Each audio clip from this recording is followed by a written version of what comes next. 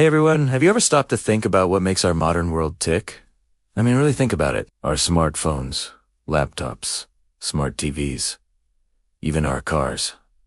They're all powered by something incredibly tiny but unbelievably powerful. We're talking about the semiconductor. It's the unsung hero of the digital age, the fundamental building block of every electronic device we use. Without it, the world as we know it simply wouldn't exist. But where did this revolutionary technology come from? Who was the genius who first unlocked its potential? Most people might think of Silicon Valley in the 1970s, but the story actually begins much earlier. We need to rewind the clock all the way back to the 1920s, a time of jazz, flappers, and incredible scientific breakthroughs. The man we need to thank is Julius Edgar Lilienfeld. Now, that name might not be as famous as Einstein or Edison, but his contribution is just as monumental. Lilienfeld was a physicist of Polish, Austrian, Hungarian descent who later moved to the United States. He was a brilliant, forward-thinking scientist, while others were working with bulky, unreliable vacuum tubes. Lilienfeld had a vision for something far more elegant and efficient. In 1925, while working in the USA, he filed a patent for something he called a method and apparatus for controlling electric currents.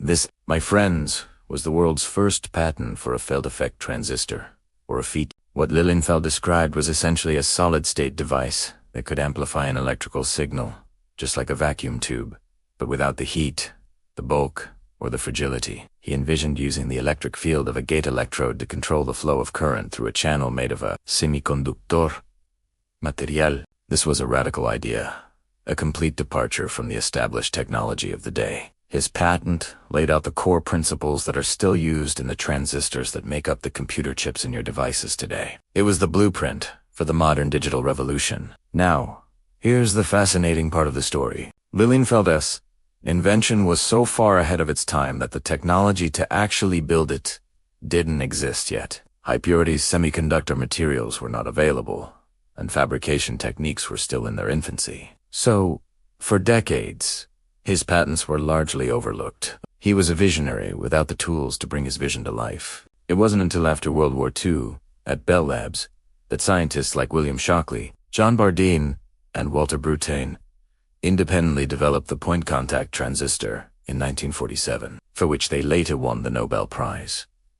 Their work was a massive breakthrough, of course, and it kick-started the semiconductor industry. However, as the technology evolved, the industry eventually moved towards the field-effect transistor, the very concept that Lilienfeld had patented over 2 decades earlier. Today, every single integrated circuit, every microprocessor, every memory chip is packed with billions of MOS, FETs metal field-effect transistors, which are direct descendants of Julius Lilienfeld's original 1925 design. It's a classic story of an idea being born long before its time. Lilienfeld may not have built the first working transistor, but he was the first to conceive of its fundamental principles.